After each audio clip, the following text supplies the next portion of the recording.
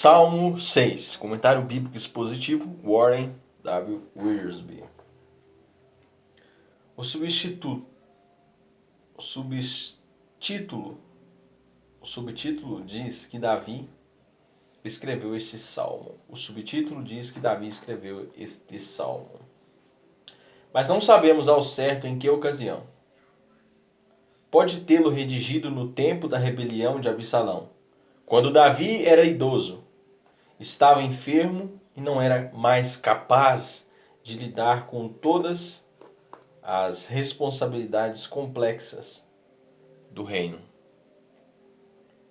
O fracasso gradativo de Davi, como um líder destacado, foi parte da campanha publicitária de Absalão para conquistar o coração dos israelitas, segundo Samuel 15, do 1 ao 6.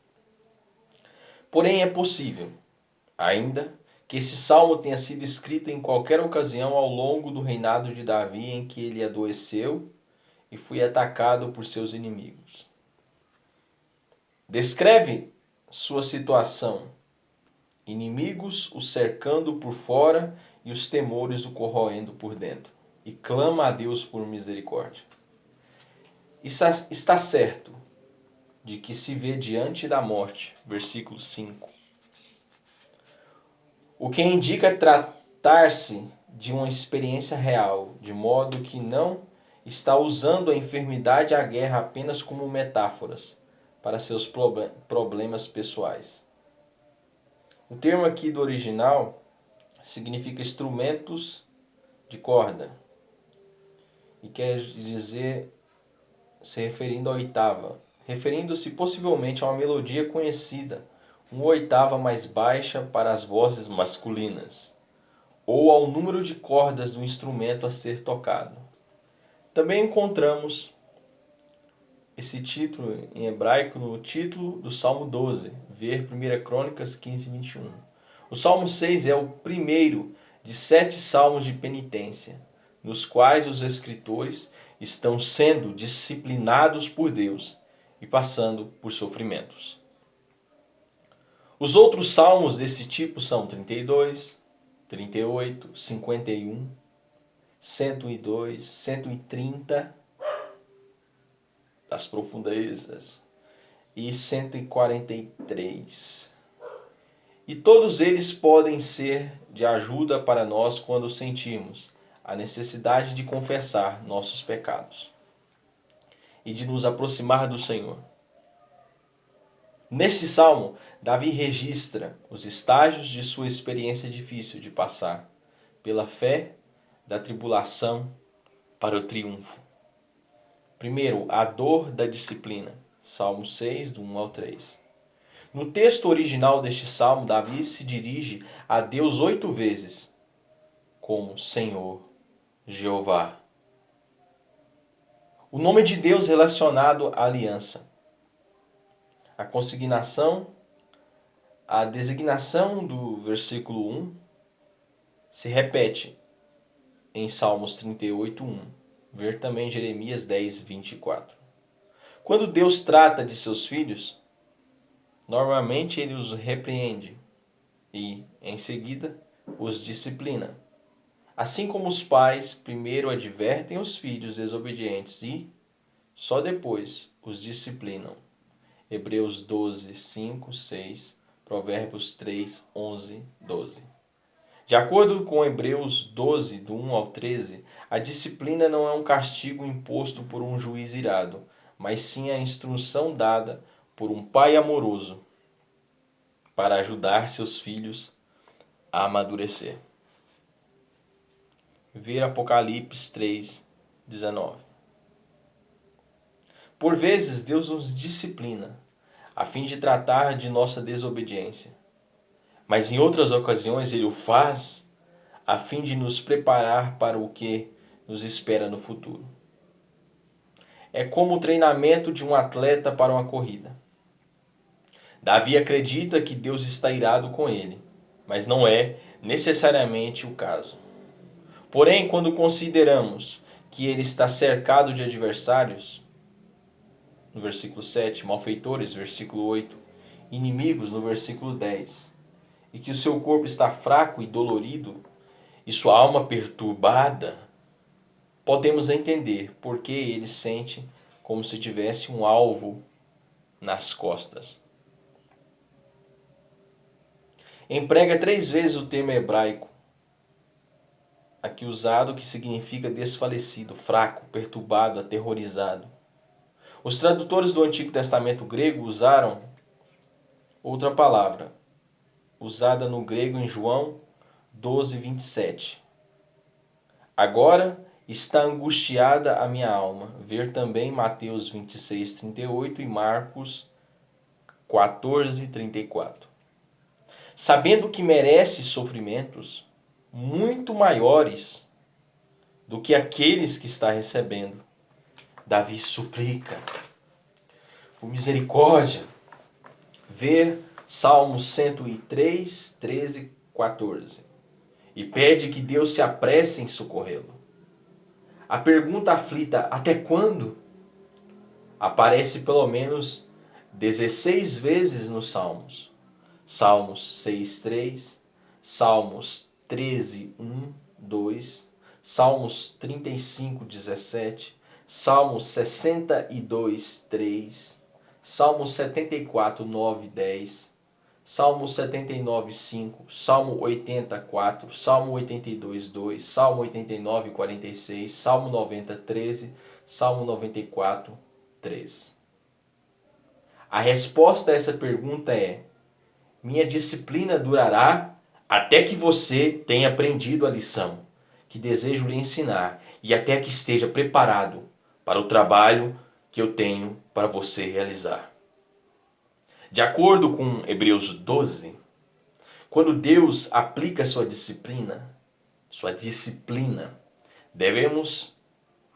podemos desprezá-la, resisti-la, sucumbir e desistir, ou aceitá-la e nos sujeitar. Deus quer nossa submissão. Versículo segunda lição. A futilidade da morte, ou seja, a morte não serve para nada. Salmo 6, versículos 4 ao 5. Davi sente como se Deus tivesse dado as costas a ele e o abandonado, de modo que pede ao Senhor que volte e em seguida começa a razoar com ele. Todo israelita sabia que o Senhor é compassivo e grande em misericórdia. Êxodo 34, do 6 ao 7. De modo que Davi pede a Deus que manifeste essa misericórdia a ele e poupe sua vida. Além do mais, que proveito teria o Senhor permitir que Davi morresse? Ver Salmos 39, 10, Salmos 88, 10, 12. O rei Ezequias usou uma abordagem parecida quando pediu ao Senhor que o livrasse da morte. Isaías 38, 18, 19. O termo sepulcro usado no versículo é Sheol, palavra que pode significar sepultura ou reino dos mortos. Aqui se refere a este último. No tempo do Antigo Testamento, ainda não se tinha revelação clara da vida depois da morte trazida por Jesus em 2 Timóteo 1,10. Apesar de haver alguns vislumbres do que Deus tinha reservado para o seu povo, Salmos 16, do 9 ao 11, Salmos 17, 15, Salmos 49, 14, 15 e Salmos 49, 14, 15, 17 e Salmos 17, 24.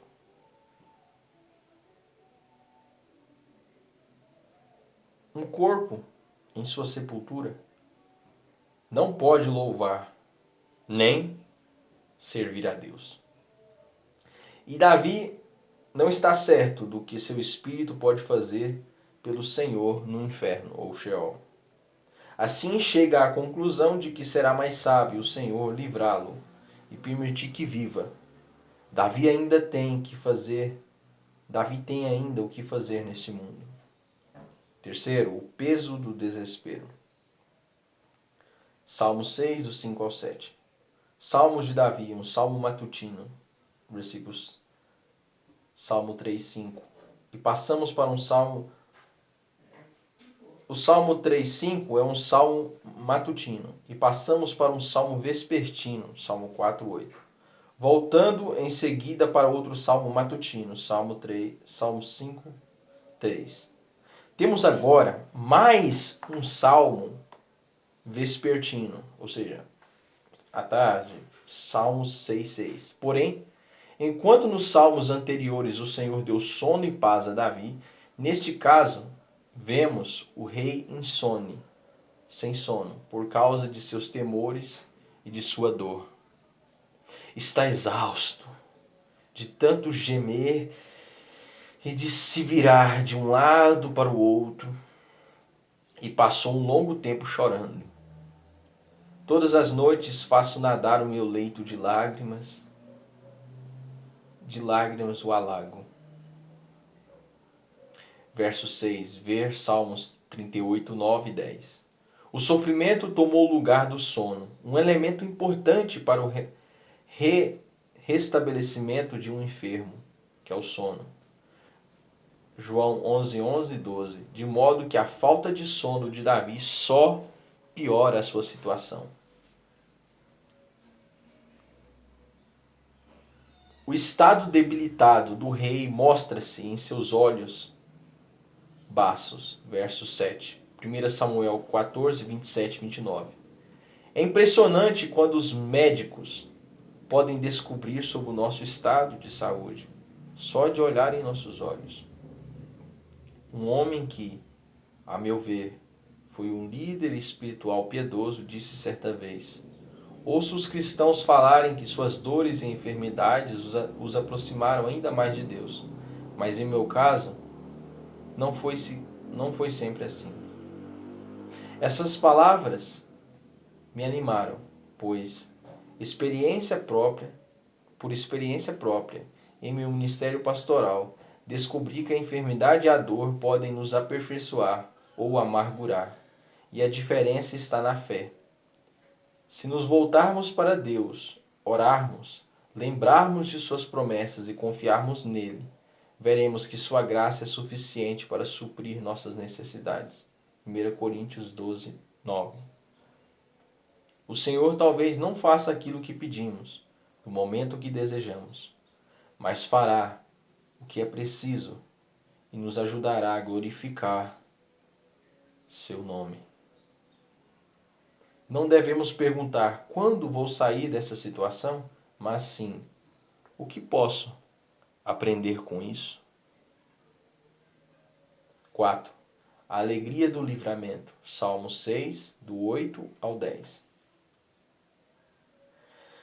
A essa altura, ocorre uma mudança súbita e surpreendente no sofrimento para a alegria.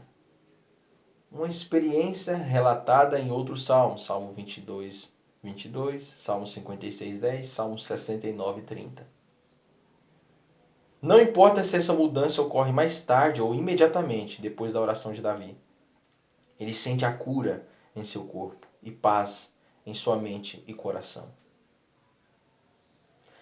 Talvez tenha recebido a notícia de que o inimigo havia recuado, confirmando que Deus havia ouvido seus clamores. Ou talvez suas circunstâncias não tenham mudado em nada, mas ainda assim, Davi tenha sentido em seu coração que tudo ficaria bem. O Senhor ouviu o seu choro e suas súplicas e aceitou sua oração. Davi usa essa experiência para glorificar o nome do Senhor ao testemunhar a seus inimigos. Não sabemos de que maneira essa mensagem lhes foi transmitida, mas Davi não tarda em honrar ao Senhor pelo ocorrido. Talvez as palavras do versículo 8 a 10 sejam um apóstrofe, um discurso dirigido a pessoas não presentes ali, mas que ainda assim fazia sentido para os ouvintes ou leitores. Os inimigos haviam dito que o rei estava perdido, mas essa previsão frustrada os deixaria envergonhados e derrotados. A expressão "apartai-vos de mim" é citada em Mateus 7:23 e em Lucas 13:27 e parece bastante definitiva.